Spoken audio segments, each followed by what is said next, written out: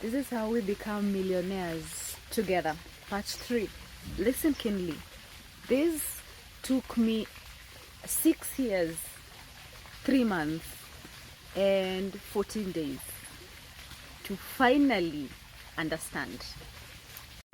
Step number 1 is you're going to have clarity on who your ideal client is. Most entrepreneurs, when they're looking for clients, when they are going into the market, they simply want clients. I promise you that particular path will really drain you, and you will struggle to hit your goals in terms of revenue. You want to be very clear on who is your ideal buyer. So come up with the buyer avatar, know exactly who that buyer is and know them intimately. And you've got to decide even their tax bracket. Like literally, I'm not going to deal with this tier of clients, or I'm going to deal with this tier of clients. But you've got to decide who exactly is your ideal buyer. Second, which I wish somebody taught me, is really ordinary, simple maths. It is literally multiplication and addition. So there are about only 4 ways in which you can sell in the world that we live in today, by the way. So don't overthink the process of selling. Number 1 way of selling is when you have no interest of being seen.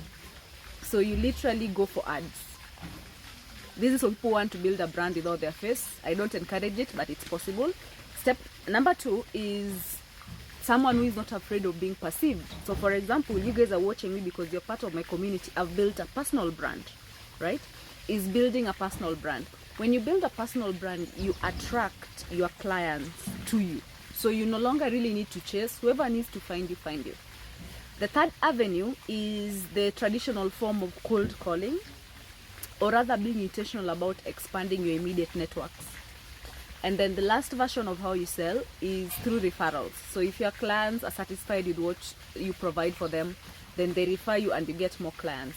Now, all these 4 avenues are a way for you to get new clients, or rather to scale your avenue. You can choose to go on one and master it, or you can choose to literally go hard across all the 4. And that way you increase your chances when it comes to the numbers you're trying to hit. Number 3, you're going to do something called self-analysis, which can be stroke business analysis. I did this sometime last year with our clients, and it's incredible when you take your time, the kind of information you pick from the patterns in your organizations, but also your personal patterns. So I noticed a majority of the premium clients were the ones doing majority of our referrals, because our services was something they found to be very appealing to them, such that they went the extra mile to refer us. So it got me asking myself, is it that the essential packages we offer don't have enough value? Or is it that the clients with minimal budgets don't give you enough space to work around your deliverables? Now, this could depend, but one thing that I arrived at is it's easier for me to work with clients with a more flexible budget, because that way you allow creativity to flow more smoothly when you're able to incorporate not just more heads, but more creative ideas, and you're able to invest in the creative ideas to have a bigger visibility. So one thing for sure is you've got to analyze your current clients and understand if they are your ideal clients, or which category of them is your ideal clients. So this will take you to the last juncture that I want to talk about, how you tailor your marketing to that ideal clientele.